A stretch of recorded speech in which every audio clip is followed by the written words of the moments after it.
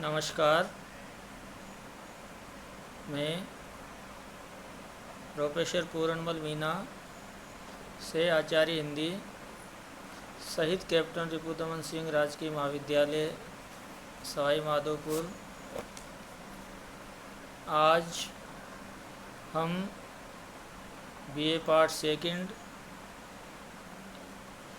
के हिंदी लिटरेचर से फर्स्ट के बारे में चर्चा करेंगे। रीतिकालीन काव्य के अंतर्गत जो निर्धारित कवि है उनके बारे में चर्चा करेंगे, जिसमें सर्वप्रथम जो कवि है कवि केशवदास, जिनके बारे में कुछ जानकारी हासिल करेंगे।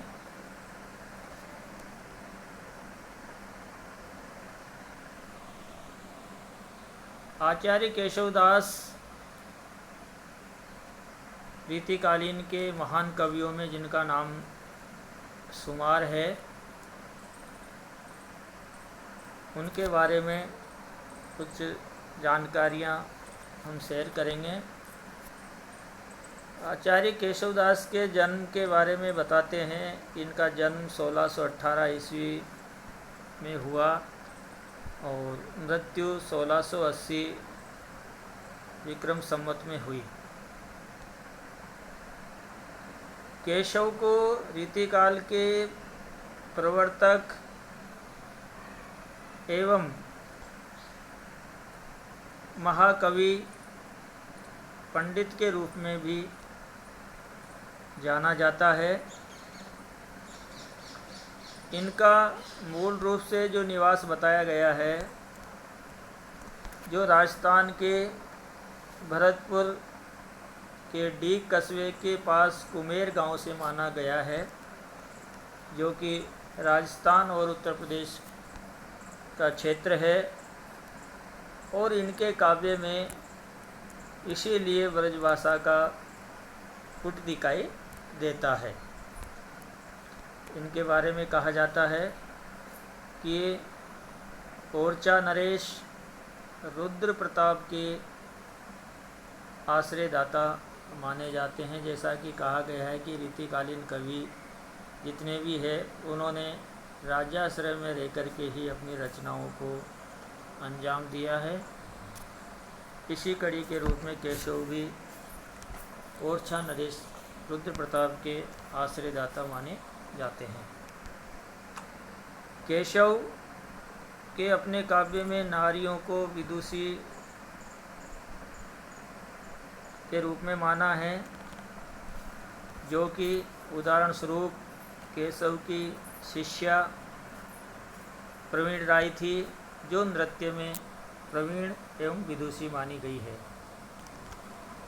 इनके बारे में कहा जाता है कि अकबर बादशाह के बीच में जो झगड़ा था, उसको केशव ने अपनी कुशलता से समाप्त किया। केशव को अलंकारवादी माना जाता है। अलंकार के क्षेत्र में भी इन्हें काफ़ी सिद्धस्त प्राप्त है। इन्होंने भामा, दंडी और उद्भट आदि संप्रदाय के अलंकारों के प्रधान जो संपादक थे, उन्होंने इनके काव्य का अनुसरण किया। और इतना ही नहीं, केशव का काव्य दो धाराओं में दिखाई देता है, वो है मुक्तक और प्रबंध। इनकी जो प्रमुख रचनाओं के रूप में हम देखते हैं, उन प्रमुख रचनाओं में रसिक प्रिया, कवि प्रिया, रामचंद्रिका इनकी प्रमुख रचनाएं मानी जाती है। तो मुक्तक रूप में रतन बावनी, विज्ञान गीता और तीसरी है जहांगीर जस चंद्रिका। तो प्रबंध रूप में यदि बात करते हैं तो वह है वीर सिंह देवचरित रचना इनकी देखने को मिलती है। कहते हैं ब्रज भाषा के रूप में केशव को सबसे बड़ी देन माना जाता है। ब्रज भाषा का इनका महत्वपूर्ण योगदान है।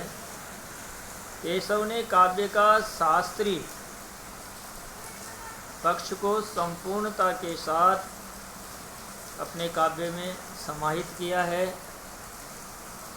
साथ ही उन लक्षण ग्रंथों के उदाहरण भी इनके संपूर्ण काव्य में दिखाई देते हैं। इतना ही नहीं, कवि केशव के काव्य में रीति प्रवृत्ति, जो रीति काल की जो प्रवृत्तियाँ है वो भी प्रमुख रूप से मिलती है। इतना ही नहीं, केशव के पश्चात जो कवि चिंतामणि हुए उनका व्यक्तित्व भी केशव की भांति प्रभावशाली माना जाता है। इसलिए हम कह सकते हैं विद्यार्थियों कि केशवदास आचार्य और कवि, आचार्य भी थी और कवि भी थे, दोनों ही रूपों में अपने तथा अपने बाद के युग के लिए प्रेरक शक्ति के रूप में हमारे सामने आए हैं। इसलिए विस्तार पूर्वक केशव को अपने पाठ्यक्रम, जिसमें इनकी जो रचना है जिसको हम आगे पढ़ेंगे, संक्षिप्त रामचंद्रिका, जिसके जो छंद है, जिन्होंने जिन छंदों को जिस काव्य से लिया है उनमें प्रमुख रूप से हम बात करेंगे बालकांड, अयोध्या कांड, अरण्य कांड, सुंदर कांड, लंका कांड और उत्तर कांड के माध्यम से हम आगे इनकी रचनाएं, कविताओं के बारे में कल हम फिर विस्तार से चर्चा करेंगे। नमस्कार।